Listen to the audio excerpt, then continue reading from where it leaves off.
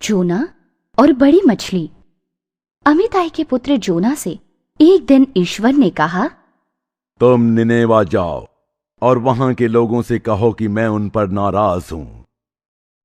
उनसे कहना कि वे अपना चाल चलन बदल लें। जोना ने ईश्वर की बातें तो सुन ली, लेकिन उसने ईश्वर की आज्ञा पर अमल नहीं किया। निनेवा जाने के लिए वो घबरा रहा था, इसलिए उसने ईश्वर से छुपने का निर्णय लिया। एक बड़े जहाज पे सवार होकर वो दूर जाने के लिए तैयार हुआ, लेकिन जबकि वे महासागर के बीचों बीच थे, तब एक बड़ा भयानक तूफान आ गया। सागर की लहरें ऊंची उठ रही थी, हवा भी तेज बह रही थी। हे ईश्वर, हमें इस तूफान से बचा लो। हमने क्या पाप किया जो इस तरह सागर में डूब मर रहे हैं? जोना जहाज के निचले हिस्से में ईश्वर से छुपकर बैठा था। बाकी लोगों की तरह तुम भी ईश्वर की प्रार्थना करो ताकि ये तूफान रुक जाए। मेरी ही गलती की वजह से ये तूफान आया है। मैंने ईश्वर की आज्ञा नहीं मानी। मुझे सागर में फेंक दो ताकि ये तूफान थम जाए और तुम सब लोग बच जाओगे। सागर का रूप भयानक होता जा रहा था, हवा भी जोर से बह रही थी। इस हालात में वो जोना को समुद्र में नहीं फेंकना चाहते थे। नहीं नहीं, हम तुम्हें ऐसी हालत में समुद्र में नहीं फेंक सकते। तूफान बढ़ रहा है, लहरें ऊंची उठ रही हैं। कृपया मेरी बात को समझो, मुझे सागर में फेंक दो। आखिर जोना को सागर में फेंकने के लिए वो लोग राजी हो गए। उसी वक्त तूफान रुक गया और ऊंची लहरों का नामो निशान नहीं रहा। हे ईश्वर, तुम्हारे चमत्कार से हम बच गए। एक बहुत बड़ी मछली ने जोना को निगल लिया और उसे डूबने से बचा लिया। 3 दिन और 3 रात तक जोना उस मछली के पेट में रहा। अंदर से ही वो ईश्वर की प्रार्थना करता रहा।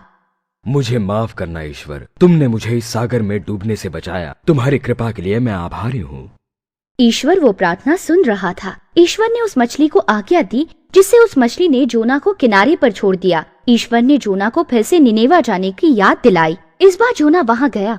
उसने वहाँ के लोगों को सावधान किया कि ईश्वर उनके चाल चलन से खुश नहीं है।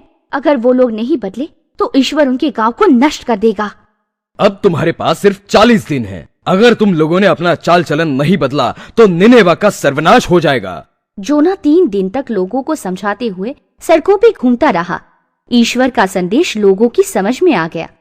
उन्होंने अपना चाल चलन बदल लिया। ये देखकर ईश्वर बहुत खुश हुआ। उसने इस शहर को नष्ट नहीं किया। सिवाय जोना के सभी लोग खुश थे। नाराज होकर वो वहां से चला गया और अकेला ही धूप में बैठ गया।